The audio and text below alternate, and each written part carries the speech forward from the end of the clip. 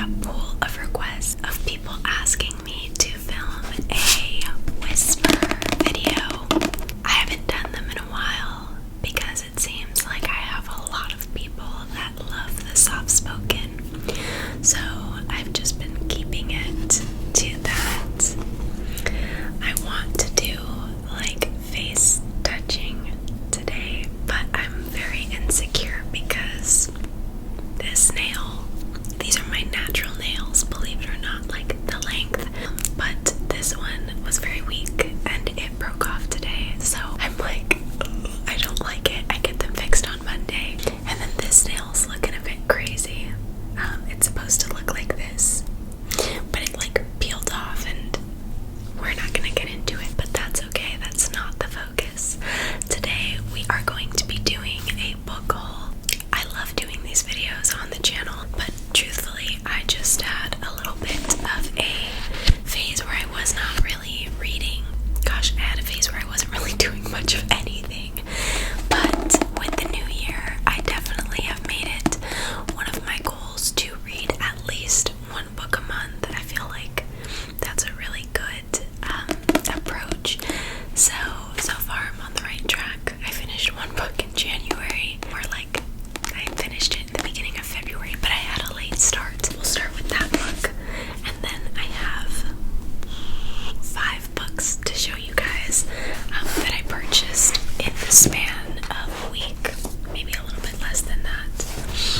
But I may have talked about this video before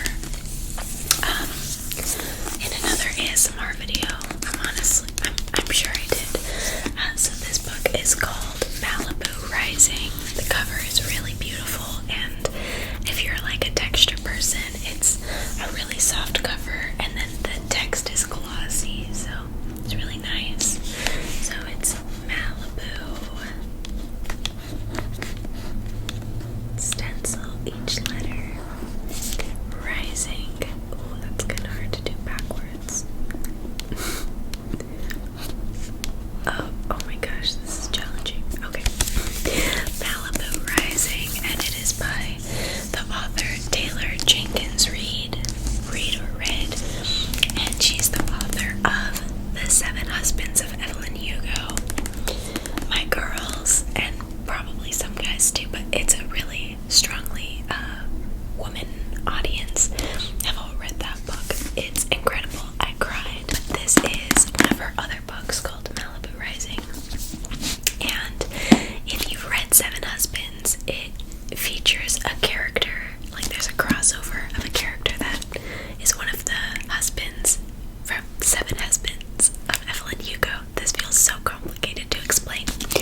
I've had this book for some time and I finally read it. So the year is 1983. You're flashing between Mick Revis and his wife's love story, and between the kids, they're essentially having a huge party in Malibu. Nina Revis is like the one that throws a party every year. Nina Revis was just very publicly abandoned and divorced by her pro tennis player husband. One of the brothers is harboring a really big secret from his twin brother, and the younger sister, the youngest of them all, is kind of going through her own journey in finding herself, and also invited somebody to the party without telling anyone. This is a no invite party, so if you know about it, you show up. There is so much drama, and I like to consider myself someone who's like really obsessed with like psychological thrillers, and this is not that at all, and it still had my attention the whole time. So really great book. I'd probably give it like a 7.5 or 8 out of 10, but I did really enjoy it. Probably a 7.5. This book I picked up at the Burbank airport. It's called Greenwich, W-I-C-H.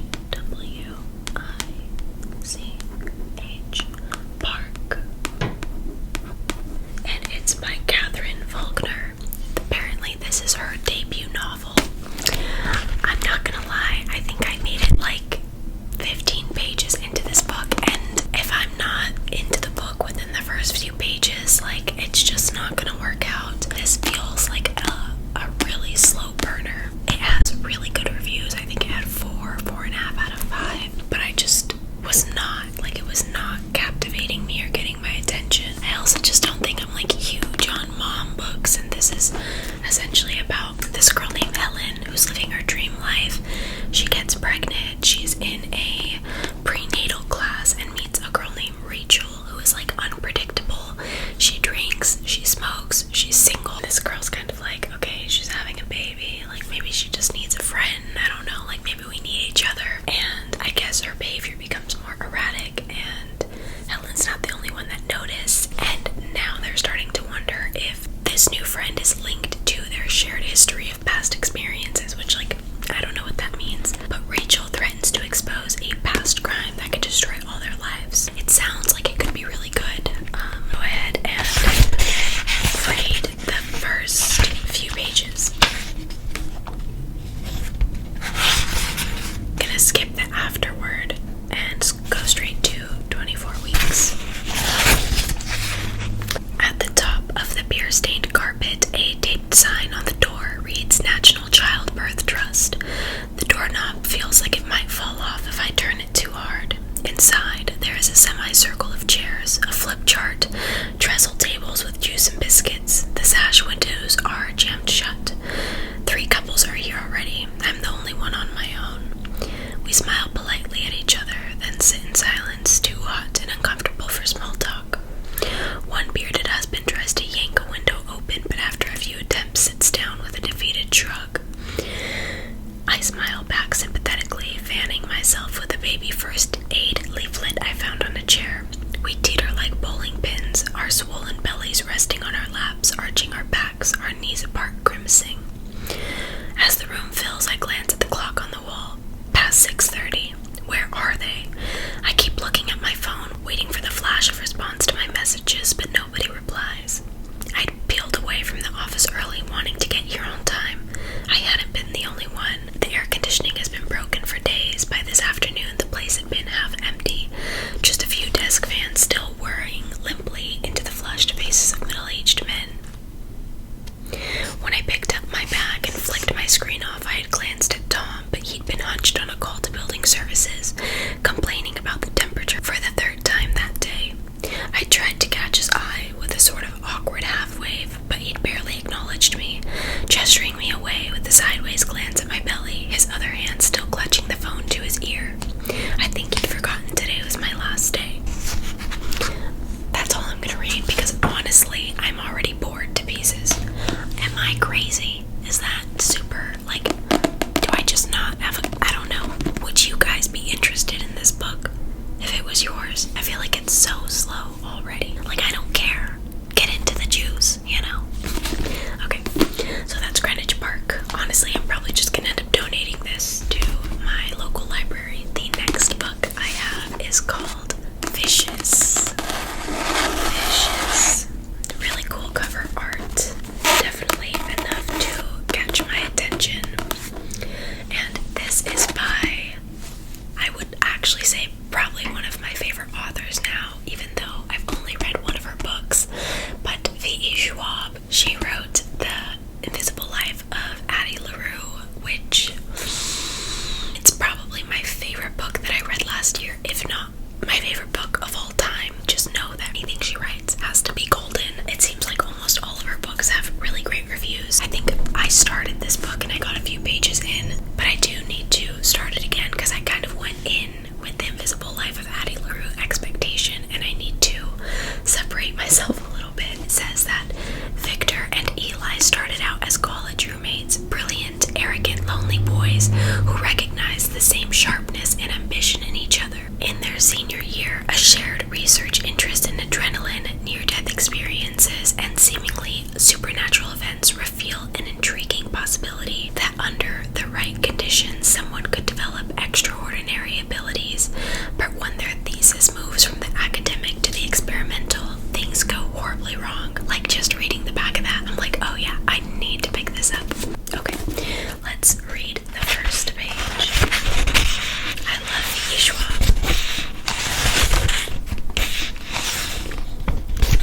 Alright, chapter 1, Water, Blood, and Thicker Things. Last night, chapter 1, Merritt Cemetery. Victor readjusted the shovels on his shoulder and stepped gingerly over an old, half-sunken grave. His trench billowed faintly, brushing the tops of tombstones as he made his way through Merritt Cemetery, humming as he went.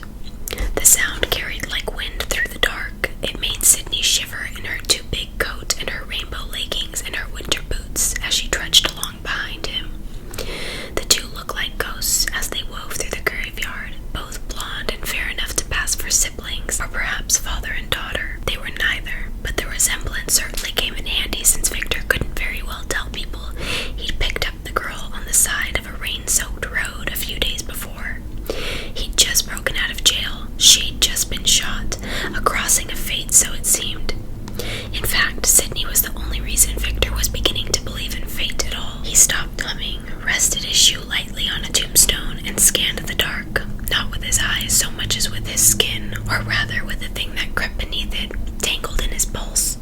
He might have stopped humming, but the sensation never did, keeping on with a faint electrical buzz that only he could hear and feel and read, a buzz that told him when someone was near.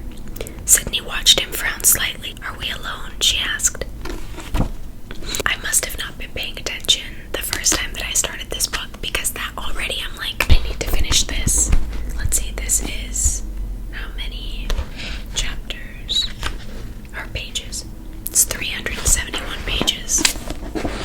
I'm very excited to get into this one.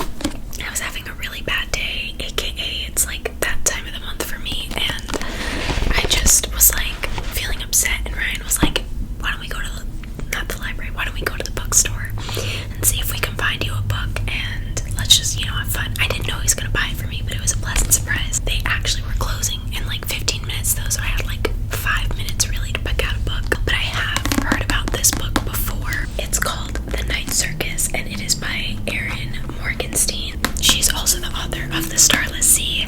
The checkout attendant was like, this is a great book, you should definitely check it out. The Starless Sea, and she said this one was great too. So here's what it says. The circus arrives without warning. No announcements precede it. It is simply there when yesterday it was not.